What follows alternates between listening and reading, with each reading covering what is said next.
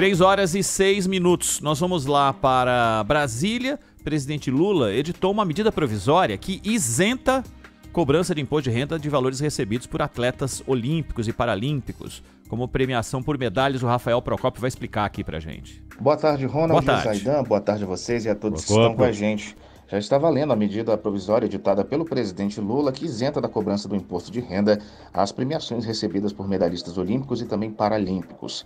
O texto da medida provisória, além da assinatura do presidente da República, teve o aval do ministro dos Esportes, André Fufuca, e do secretário executivo do Ministério da Fazenda, Dario Durigan. Antes, essas bonificações poderiam ter um desconto de até 27,5% no imposto de renda. As medalhas, troféus e objetos comemorativos recebidos em eventos esportivos já eram isentos de tributação. Inclusive, durante essa semana, tivemos algumas manifestações da comunicação do governo justamente dizendo isso, que medalhas e esses troféus e outros objetos que são ganhos em competições esportivas, eles não tinham tributação ao chegarem ao Brasil. A gente lembra que a recordista em medalhas, Rebeca Andrade, ganhou R$826 mil em premiações individuais, R$826 mil. Sem essa isenção, ela levaria para casa cerca de R$599 mil. R$227 mil seriam somente para pagar taxas para chegar aqui no Brasil. A expectativa do Comitê Olímpico Brasileiro é distribuir mais de R$7 milhões em prêmios. Por ser uma medida provisória, esse texto já passa a valer a partir da data da publicação no Diário Oficial, que aconteceu nesta quinta-feira, dia 8 de agosto. Mas a gente lembra que, como toda medida provisória, mesmo com essa força de lei, ela precisa de 120 dias, cerca de 4 meses, para ser avalizada, confirmada pelos deputados e também pelos senadores. Ô Zaidan, quando isso aconteceu logo depois de ter uma grita falando, apesar de sempre ter havido a cobrança de impostos em cima dessas conquistas. Passa por populismo fiscal essa decisão? Até porque o prejuízo político, em razão das circunstâncias, ele é muito, mas muito maior do que o que você deixa de arrecadar, não é? Porque não é nada substancial, nada importante para os cofres públicos, não? Mas simplesmente era a lei. A lei determina essa cobrança. Por isso a medida provisória modificando isso. Agora, os Jogos Olímpicos, eles ainda fazem de conta que não são uma competição de profissionais, ou não é uma competição em que ali as pessoas estão porque são remuneradas para estarem ali. Desde que abriram para os profissionais, sempre houve profissionais, não é? Mas fazia-se de conta que não.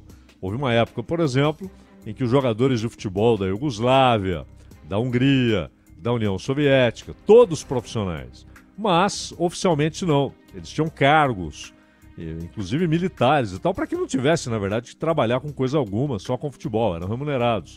Por isso o Puskás era major, né? Então, exatamente para dissimular isso. Jogavam as competições olímpicas e ganhavam, eram seleções formidáveis, né? E no basquete isso começa a mudar oficialmente, abrem-se as portas oficialmente em 92, com o pessoal da NBA. Antes não podia. O pessoal da NBA não podia disputar, porque era profissional. Mas havia vários profissionais, vários. Tanto que o Oscar era profissional, que jogava, disputava Jogos Olímpicos. E aí ficou essa história de não ser uma remuneração, é um prêmio. O prêmio é diferente da remuneração. No caso do esporte profissional, por que tantos pilotos de Fórmula 1, grandes tenistas e tal, os caras têm domicílio fiscal em Mônaco, por exemplo, e aí não pagam imposto, ou em qualquer outro paraíso fiscal? Exatamente para escapar dos impostos altíssimos que há em seus países, porque eles pagam imposto em cima do que recebem muito bem. No caso dos Jogos Olímpicos, não é uma remuneração, não é um salário, não é um pagamento, é um prêmio que corresponde à medalha recebida, então você tem tanto em dinheiro.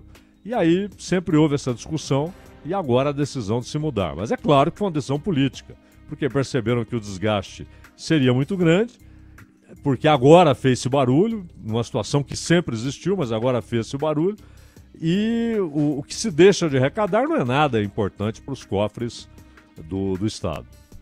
É isso. Bom, uma parte importantíssima dos atletas tem verba, paga pelo povo também, para poder desempenhar, né? Para poder desempenhar. Claro. Isso já acontece, né?